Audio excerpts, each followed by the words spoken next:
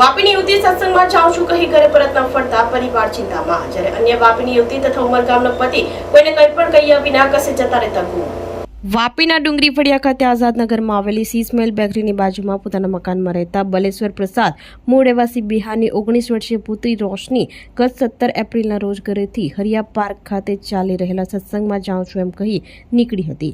જે સત્સંગ પૂરો થઈ ગયા બાદ પણ ઘરે પરત ન ફરતા પરિવારજનોએ શોધખોળ આદરી હતી, પરંતુ કોઈ ભાળ મળી ન હતી, જેથી પિતાએ દીકરી રોશની ગુમ થયાની જાણ ડુંગરા પોલીસ મથકે કરી હતી।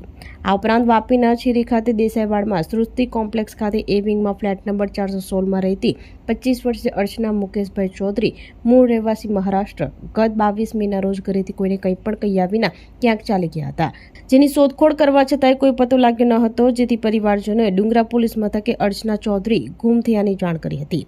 તેમજ અન્ય એક ઉમરગામ તાલુકાની ગોલ કેન્ટિંગ ફેશન ડિઝાઇન કંપનીના શોરૂમમાં રહેતો સહાદેવ મેઘનાથ રવિદાસ મૂળ રહેવાસી બિહાર ગત 20 મેના રોજ કંપનીના રૂમમાંથી કોઈને કંઈ પણ કહ્યા વિના ક્યાંક નીકળી ગયા હતા, જેની શોધખોળ કરવા છતાંય કોઈ ભાળ ન મળતા 27 વર્ષીય પત્ની સાયદા રવિદાસે ઉમરગામ પોલીસ મથકે પતિ ગુમ થયાની જાણ કરી હતી। જો કોઈ વ્યક્તિને આ ગુમ થનારની ભાળ મળે તો નજીકના પોલીસ મથકે સંપર્ક કરવા જણાવ્યું છે। વધુ તપાસ પોલીસે હાથ ધરી છે।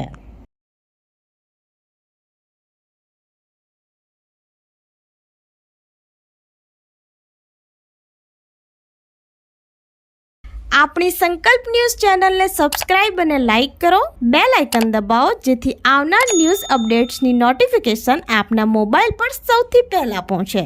Like, subscribe and share the video.